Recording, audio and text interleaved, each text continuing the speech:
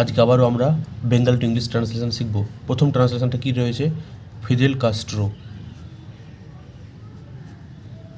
Fidel Castro. Fidel Castro কিউবার রাষ্ট্রপতি ছিলেন। আমরা জানি ফিদেল ক্যাস্ট্রোর কথা, 1926 সালে যার জন্ম হয়েছিল, ঠিক আছে? 1926 সালে জন্ম হয়েছিল, আমার আগে ছিলেন 2016 সালে।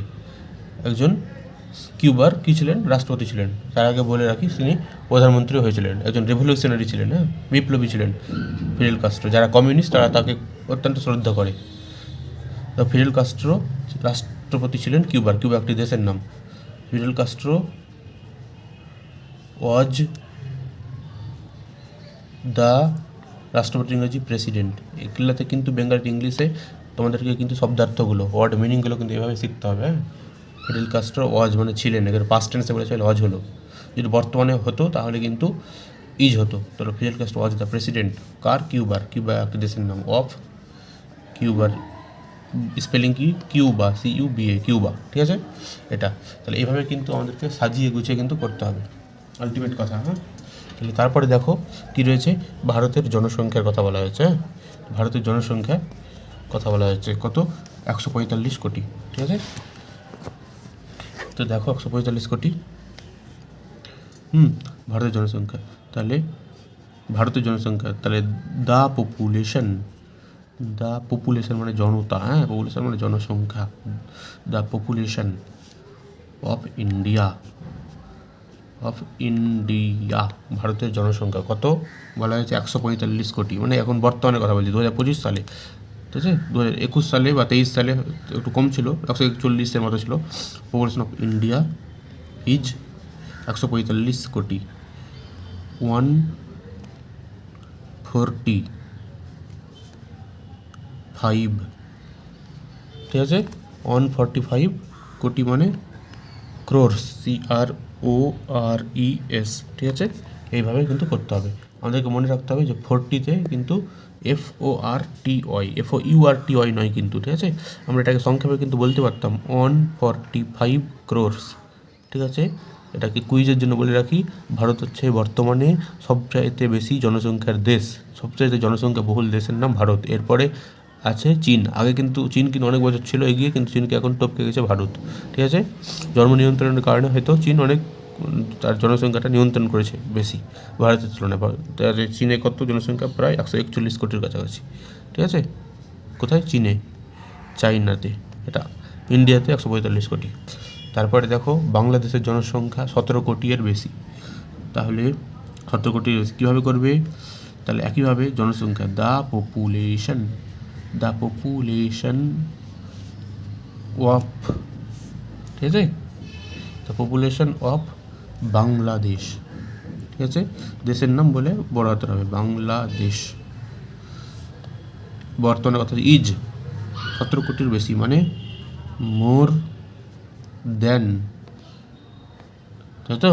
মোর দেন, ত্রুটির জন্য দুঃখিত, আবার ফিরে এলাম। মোর দেন 17, তাই তো? 17 মানে 17 কোটির বেশি, মোর দেন 17 ক্রোর্স, ঠিক আছে? এখন কি কোটির, যেহেতু একাধিক কোটি বলেছে, একের বেশি, তাহলে এটা এস যোগ হলো, প্লুরাল যেহেতু এটা, ঠিক আছে? তো এভাবে কিন্তু করতে হবে। তো এটাকে আমরা 17কে এভাবে 17 হিসাবে লিখতে পারতাম, ঠিক আছে? মোর দেন 17 কোটি। এখন বর্তমানে বাংলাদেশের জনসংখ্যা 17 কোটির বেশি, হয়তো 18 কোটি হয়ে গেছে, ঠিক আছে? তারপরটা দেখো কী বলেছে, 7 দিনে 1 সপ্তাহ। তার ইংরেজি কী হবে? তোমরা মনে মনে এই করো, কী হতে পারে বলো? 7 দিনে 1 সপ্তাহ মানে 1 সপ্তাহ মানে উইক, তাই তো? আর 7 দিন মানে 7, তাহলে দেয়ার আর 7 দিন মানে 7 ডেজ ইন আ উইক, তাই তো? তাহলে 7 দিনে 1 সপ্তাহ।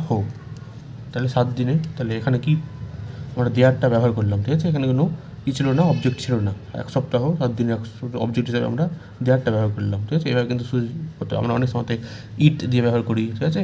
যদি বলা হয় আজকে বুধবার, তাহলে কী হবে?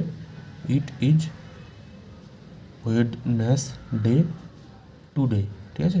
এভাবে যখন আমরা আজ বুধবার মানে কি টুডে ইজ ওয়েডনেসডে সেটাও করা যায়, কিন্তু সেটা স্ট্যান্ডার্ড নয়, ইট ইজ দিলে সেটা বেশি স্ট্যান্ডার্ড হয়, ঠিক আছে।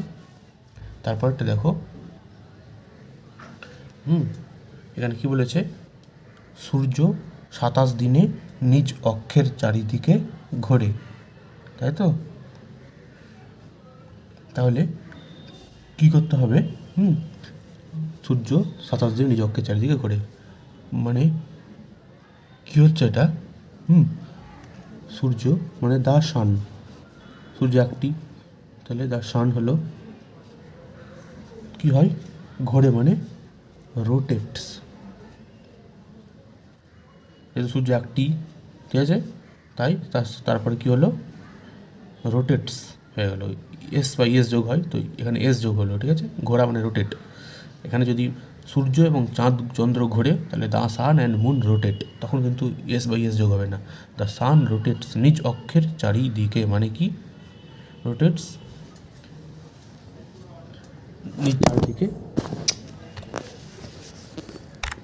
সরি আবারও যান্ত্রিক দুর্ঘটনা ঘটে গেছিল, দ্য সান রোটেটস, ঠিক আছে, তো দ্য সান রোটেটস নিজ অক্ষের চারিদিকে, মানে কি, অক্ষ মানে কি অ্যাক্সিস, তাই তো, অক্ষ মানে অ্যাক্সিস, ঠিক আছে, তাহলে নিজ অক্ষের চারিদিকে ঘুরে, the sun rotates on it's, মানে ইটস মানে নিজেরই বোঝাচ্ছে এটার, the sun rotates on it's Axis, নিজ অক্ষের চারিদিকে ঘোরে, অন ইটস অ্যাক্সিস, কত, ইন 27 দিন, মানে ইন 27 ডেজ, ঠিক আছে, এটা তাহলে 27 দিনে নিজ অক্ষের চারদিকে ঘোরে, ঠিক আছে। যদি বলে একবার ঘোরে তখন কী হতো, অন ইটস অ্যাক্সিস, এখানে কী হতো, ওয়ান্স হতো, মানে একবার, ওয়ান্স ইন 27 ডেজ, ঠিক আছে, 27, ঠিক আছে, এভাবে কিন্তু আমাদেরকে করতে হবে। তো যাই হোক, এভাবে কিন্তু আমরা একটার পর একটা অনেক কিছু শিখবো। এখানে একটা বলে রাখি, যেখানে সপ্তাহ বলেছিলাম, তো এটা কিন্তু WEEK, হ্যাঁ, WEAK, উইক মানে দুর্বল, ঠিক আছে, সিক দুর্বল হয় না, রোগী যারা থাকে তাদের ক্ষেত্রে বোঝাই।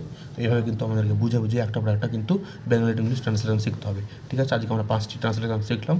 আবার বলে রাখি কী কী ছিল এটা, ফিডেল কাস্ট্রো কিউবার রাষ্ট্রপতি ছিলেন, fiddle Castro was the president of Cuba, ঠিক আছে। তারপরে দেখো, ভারতের জনসংখ্যা 145 কোটি, এটা কিন্তু আমাদেরকে কুইজের জন্য মনে রাখতে হবে, ঠিক আছে, কুইজের জন্য ভারতের জনসংখ্যা, কারণ ভারত সবচেয়ে বেশি জনবহুল দেশ, ঠিক আছে। বাংলাদেশের জনসংখ্যা কত, 17 কোটির বেশি। The population of Bangladesh is more than 17, মানে 17 ক্রোর্স। আবার বললাম এখানে 45 যেমন বলেছি, 145, ঠিক আছে, 140 বানানটাতে দেখতে হবে, ঠিক আছে। তারপরে দেখো 7 দিন 1 সপ্তাহ, মানে তারা 7 days ইন আ উইক, তাহলে এইভাবে কিন্তু আমাদেরকে করতে হবে, 7 days ইন আ উইক, ঠিক আছে, 7 দিন 1 সপ্তাহ, ঠিক আছে। সূর্য 27 দিনে নিজ অক্ষের চারিদিকে ঘোরে, the sun rotates on it's Axis in 27 days, ঠিক আছে। ঠিক আছে, এবার তোমাদের জন্য একটা প্রশ্ন থাকলো, ঠিক আছে, যেটা তোমরা কমেন্ট বক্সে জানাবে, ঠিক আছে। তাহলে কি 6 একটা কী বলবো, যে কি 7 দিন 1 সপ্তাহ বলেছিলাম, তো একইভাবে বলবো কি 31 দিনে, 31 দিনে জানুয়ারি মাস, তাই তো। এর ইংরেজিটা তোমরা কমেন্ট বক্সে জানাবে, ঠিক আছে, একইভাবে করবে, হ্যাঁ, ঠিক আছে, তাহলে বোঝা যাবে তোমরা কতটা পারছো, ঠিক আছে। আজকে এই পর্যন্ত থাকলো, ঠিক আছে, অন্যদিন অন্য একটু ভিডিওতে আবারও দেখা হবে তোমাদের সঙ্গে, ঠিক আছে।